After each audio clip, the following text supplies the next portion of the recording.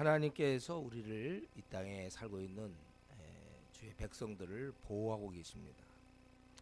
그래서 이 하나님의 보호하심에 대해서 쭉 이렇게 이 시편 기자는 얘기하고 있는데 우리가 하나님께 은밀한 곳에 거주하며 지존자의 은밀한 곳에 거주하며 전능자의 그늘 아래 사는 자요. 지존자에게 나가는 자는 거주하는 것은 결국 그 그늘에 쉬는 것이다 그거예요. 나는 하나님을 가르쳐 나의 피난처 요새 의뢰하는 하나님이라 하리라. 이렇게 얘기한 그는 실제 삶에서 확신하고 있어요. 그러니까 머리로 고백하는 것과 실제 삶에서 확신하는 것은 굉장한 차이죠. 그는 실제 삶에서 3절부터 13절까지 보면 확신하고 있죠.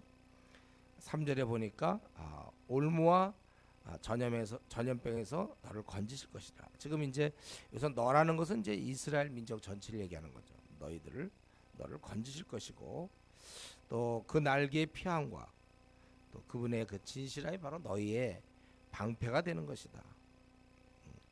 그분이 진실하시기 때문에 너희 보호가 되며 또 공포, 밤의 공포 좀 더 강하겠죠. 밤의 공포와 낮의 화살을 두려워 아니하는 것이다. 자신은 6절에 있는 것처럼 어둠의 중에 전염병, 밝을 때 닥쳐오는 재앙을 두려워 아니한다는 거예요. 1000명, 10,000명이 오른쪽 왼쪽에서 재앙을 당해도 네게 가까이 못하고 너는 오히려 재앙을 보는 것이 아니라 악인들의 보응을 8절에 있는 것처럼 네가 똑똑히 볼 것이다. 네가 나는 하나님을 피난처로 삼았다고 말하므로 화가 네게 미치지 못하며 10절에 또 11절에 얘기하기를 천사가 너를 지키기 때문이다. 천사들이 너를 받들어 발이 돌에 부딪히지 않게 하시고 오직 너희는 13절에 있는 것처럼 원수를 이긴다 했어요. 여기 보면 내가 사자와 독사를 밟는다 그랬어요. 사자는 아주 힘있고 독사는 아주 간교한 그것을 다 이길 수 있다. 하나님을 피난처로 삼았기 때문에 우리는 다 모든 것을 이길 수 있다는 것입니다. 우리 삶의 현장에서 이런 사자와 독사 또 어떤 어려움도 우리가 하나님을 의지함으로 이겨내갈 수 있다는 것입니다. 이 말씀은 공식이 아니에요. 이것은 공식이 아니고 체험이죠. 체험. 머리로 아는 것이 아니라 삶에서 자기가 체험을 하는 거예요. 하나님을 의지할 때 우리는 두려움이 없는 것입니다. 하나님께서 나를 보호해 주시고 우리는 축복해 주신다는 사실을 알고 있어요. 그래서 우리는 이런 믿음을 갖고 우리 앞날에 무수한 어려움들 또 두려움 이런 것들을 다 우리가 이겨나갈 수 있는 것입니다. 그래서 이런 지금 13절 1절부터 13절까지 이런 공식은 예수님 믿음 뭐 고난이 없다거나 뭐 모든 게 다 잘 된다 이런 건 전혀 아니죠. 그러나 우리는 하나님을 우리가 의지할 때 우리 마음속에는 이러한 힘이 생기는 거예요. 상황은 전혀 아니지만 그렇게 확신이 생기는 거예요. 우리가 이것은 실제에서 체험을 해야 되는 것입니다. 그리고 이러한 경험은 자꾸 쌓이게 되는데 이것은 우리가 그냥 가만히 있어서 되는 것이 아니에요. 우리가 실제로 주님 편에 붙어서 세상을 살아나갈 때 이런 것을 경험할 수 있는 것입니다. 사실 그렇기 때문에 우리가 이 주님의 일을 많이 해야 돼요. 가만히 예배만 드리고 집에 가는 사람들 그냥 뭐 아무것도 안 하는 경우 이런 걸 체험할 기회가 없어요. 그러니까 명의사들은 뭡니까? 그가 의사 활동을 잘할 수 있는 이유는 보통 우리가 보면 경험이 많은 의사들 처음 이제 생전 처음으로 환자를 고칩니다 막 이렇게 신문에 광고해 보세요. 누가 가겠습니까? 생애 처음입니다. 갈 사람 아무도 없어요. 많은 경험, 그 분야에서 많은 경험을 가진 의사를 우리가 안심하고 또 그 의사가 잘 사용되는 거예요. 마찬가지로 미지근한 신자의 불리한 점은 하나님께 사용이 안 된다는 거라고 제가 여러 번 얘기했죠. 자기 혼자 신앙생활하고 예배 잘 드리고 가고 어린 자를 돕지도 않고 하나님 나라 확장을 위해 뭐 전도하는 것도 아니고 무슨 선교도 하는 것도 아니고 그냥 예배만 드리고 자기 직장생활 힘든데 그거 좀 위로받고 예를 들면 그런 식의 신앙생활 그런 사람은 그냥 자기 문제로 끝나는 거예요. 하나님 앞에 사용이 안 되는 거죠. 원래 신앙이라는 것은 이 체험을 해야 돼. 체험. 그래서 우리는 오늘 이 말씀 보면은 이제 궁극적으로 우리는 승리자라는 거예요. 네가 사자와 독사를 밟으며 젊은 사자와 뱀을 발로 누리로다. 우리 믿는 자는 이런 승리라는 것입니다.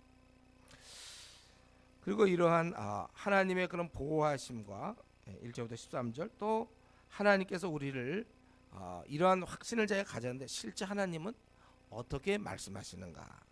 거기 한 7, 8가지라고 볼 수 있죠. 그가 나를 사랑한즉 건지리라. 내 이름을 안즉 높이리라. 이렇게 우리 하나님께서 이렇게 말씀한다는 거. 하나님이 이르시되 그가 나를 사랑한즉 하나님 그걸 알고 있어요. 나에 대해서 어떻게 생각하는지. 하나님이 자기를 사랑하는 자를 건지시고 내 이름을 안즉 결국 그 경외하는 자들을 얘기하겠죠. 그런 자를 내가 높이겠다. 그리고 그가 내게 간구하리니 내가 그에게 응답하리라. 간구하면 응답하겠다는 거. 어떤 부모가 자식이 무슨 얘기할 때 못 들은 척할 사람이 어디 있습니까? 다 응답하시겠고 환난 당할 때 내가 그와 함께하여 그를 건지고 영화롭게 하겠다. 건질 뿐만 아니라 영화롭게 한다는 거예요. 내가 그를 장수하게 함으로 장수라는 것은 이제 구약의 어떤 하나님의 축복의 상징이죠. 장수하게 함으로 그를 만족하게 하며 나의 구원을 그에게 보이리라. 주시겠다 그죠. 구원을 이렇게 하시겠다고 말씀하고 있습니다. 우리가 여기서 생각할 것은 하나님은 여기 보면 그를 내가 그를 그들이 환난 당할 때 내가 그와 함께하여 그를 건지고 영원롭게 하리라 그랬어요. 우리 분명히 깨달아야 될 것은 이 시간도 다시 한번 환난을 우리가 하나님을 사랑하며 하나님을 섬기는 자라도 우리가 당할 수 있는 거잖아요. 여러분들이 주를 섬길 때 남들이 겪지 않는 어떤 고난, 힘듦을 당할 수는 있어요. 그러나 분명하서는 하나님께서 건져 주신다는 거예요. 그래서 우리가 감사할 수 있는 거예요. 그래서 우리가 안심할 수 있는 거예요. 저와 여러분이 앞으로도 예상하지도 못한 어려움들, 고난, 역경을 우리는 만날 수 있을 것입니다. 그러나 환난을 당할 수는 있지만 건져 주시기 때문에 그래서 우리가 감사로 나갈 수 있는 거예요. 건지심으로 끝나지 않고 그를 건지고 그 다음에 15절 마지막에 영화롭게 한다. 건져 주실 뿐만 아니라 영화롭게 한다는 것입니다. 그런 하나님이기 때문에 사실은 우리가 만족하며 이 험한 세상을 살아가면서도 우리가 안심하며 살아가는 겁니다. 한번 나 같은 존재를 생각해보세요. 내가 이 험한 세상을 어떻게 뚫고 나가면 과연 나의 앞날은 어떻게 될까? 자신이 없을 수 있어요. 우리는. 그러나 그건 잘 모르겠지만 하나님께서 나를 함께 해주시고 나를 어려울 때 건지시고 영화롭게 한다고 그렇게 말씀하셨기 때문에 그렇기 때문에 우리가 만족하며 사는 것입니다. 하나님을 사랑하는 자는 이런 축복이 있어요. 그래서 우리는 이 나그네 길을 전혀 앞날은 꽉 막혀있고 답답하지만 하나님이 환난을 당할 때 건지시고 영원롭게 한다고 그랬어요. 물론 이제 그 기간이 얼마인지 모르겠죠. 얼마를 다윗이 쫓겨다녀야 되는지 몰라요. 사울에게. 얼마를 요셉이 감옥에 있어야 될지 몰라요. 그러나 하나님께서 건져주신다는 그 약속. 하나님 볼 때 가장 좋은 시간에 우리는 어떠면은 우리의 무슨 직장 문제, 또 결혼 문제, 앞날 문제 어쩜 이렇게 늪에 빠져 있는 것처럼 어쩜 우리는 우리 힘으로 어떻게 해결해 볼 수 없는 우리가 그런 상황일지 모르겠어요. 자녀의 문제라든가 또한 뭐 승진의 문제, 뭐 많은 문제가 있겠죠. 배우자의 문제, 이 땅에서 먹고 사는 문제, 하여튼 많은 문제에 우리가 쉽지 않습니다. 그러나 우리는 비록 이렇다 할지라도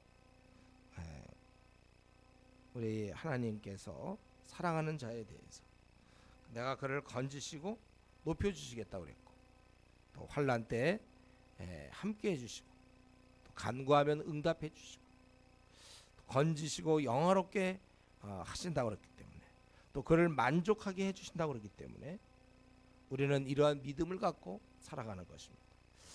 이런 면에서 내가 참으로 주 안에서 만족하며 내가 정말 이렇게 안심하며 기쁨 가운데 내가 살아가는가, 오늘 이 아침에 우리 자신을 한번 생각해 봐야 되겠습니다. 주 안에서의 만족, 이런 기쁨은 이론이 아니어야 돼. 이것은 이론으로만 얘기해서는 안 됩니다. 이것은 실제 삶이에요. 실제 삶.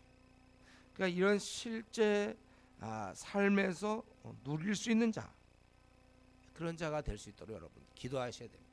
교회만 다니는 것이 아니고 교회를 다녀서 점점점 신앙이 생기면 어느 순간부터는 우리가 이러한 삶에서 만족과 기쁨을 누리는 단계로 들어가는 거예요.